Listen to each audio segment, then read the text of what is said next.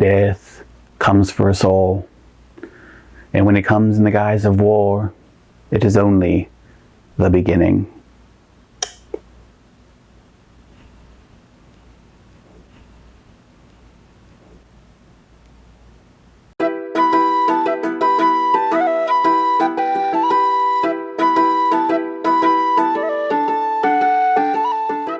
Hello, my lovelies, and welcome to the NPC Reviews. The war for Lodoss is in full swing now, and I was simply reflecting on the nature of such things. Yes, but things hit differently when you see the effects for yourself and you're about to be plunged into the thick of it. So let's see how Parn Squad deals with this and a whole lot of other things in The Record of Lodoss War, Episode 6, Sword of the Dark Emperor. The story continues with war and death as the Marmo forces take another fortress,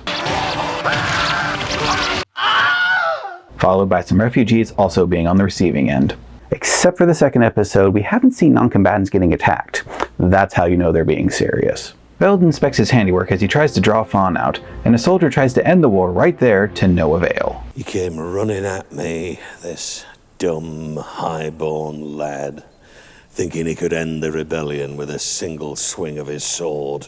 Veld's really leaning on that sword there, it seems. This in turn sets off Fawn's sword.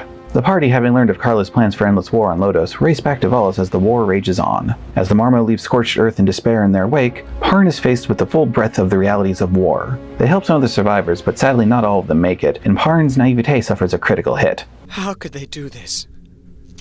This is what happens to people in a war. No knight of Valis could ever be as cruel as this! Perhaps. But war shows no prejudice to its victims. Soldiers, villagers, women, children, the elderly. No one escapes death in battle. Parn, we need to talk about your new attitude and look. Life is pain. Will this phase last long? It's not a phase, Dad! From there, Slain Aegis suggests that Parn should go ahead and inform King Fawn of what they have learned and what has happened there. Parn is not eager, as there are people there who need help, but Ato and Slain will stay. Deela volunteers to go with them, because of course she does. Parn and Ato have a moment. Ato, we will all do the best that we can. And Woodchuck follows after them. Meanwhile, the Marmo forces are celebrating with drunken stupidity on the rise. Ashram and Beld are planning, and they seem to have a special understanding. Our losses are not sacrifices. They're a necessary shield, as you will be if you die. Yes, sire, as you may be too. This is interrupted by... Pirites is one of the greatest of the Dark Elf women. She'll have nothing to do with human men. Oh yeah? Are you telling me that elves are better than humans? Are you saying that we're not? Voice acting aside, sick burn! It comes to blows and the human isn't doing well. Ashram intervenes and he isn't too happy. Well, that'll teach you to mess around with us. Know this. Men who don't know their limits have no place here. He's got standards at least, which earns him the attention of Pirites. The next day, Parn, Deela, and Woodchuck report back to Fawn about Carla tipping the balance, causing war, and... So now we're all pawns in a game.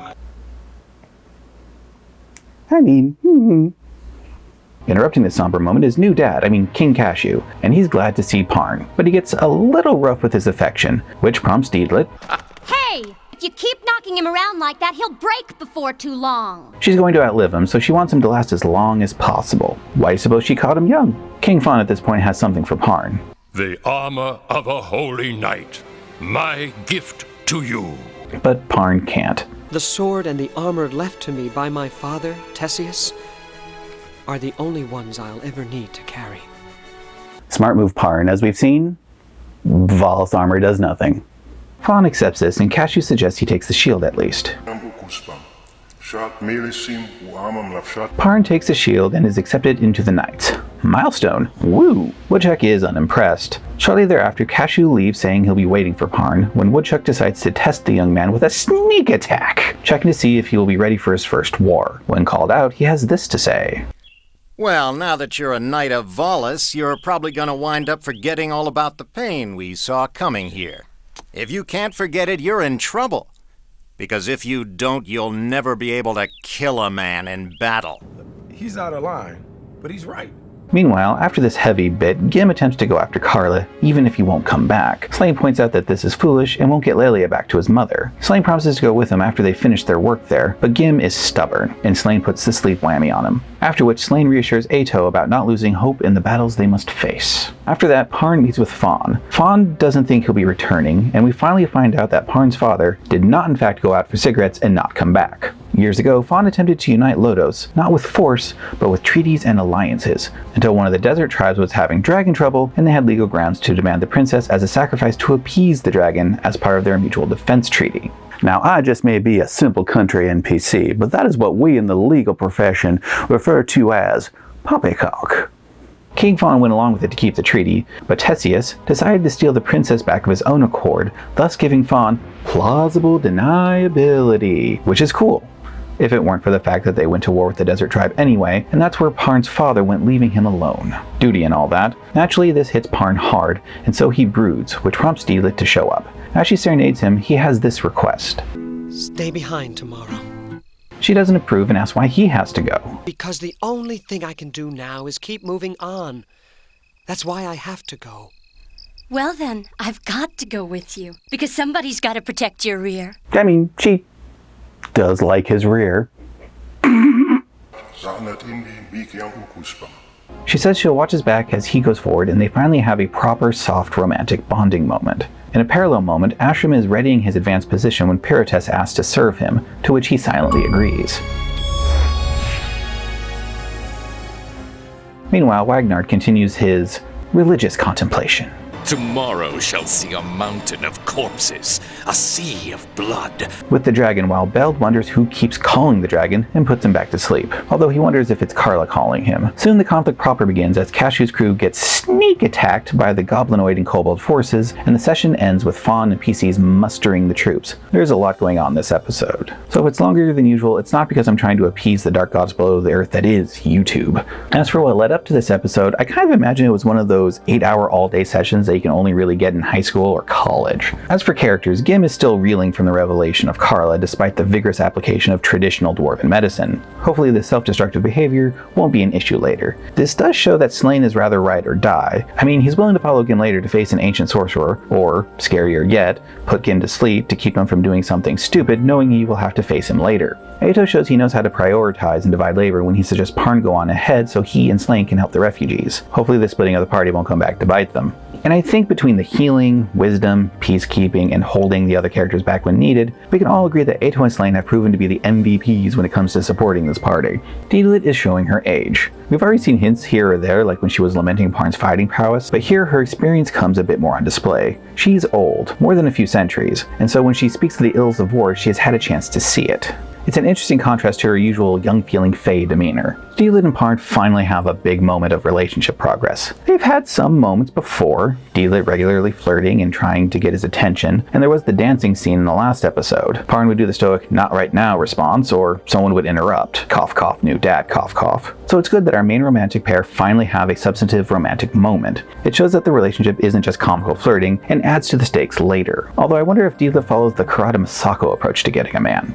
Keep him in the palm of your hand until you've molded him into a man. Only then do you allow him to become your lover.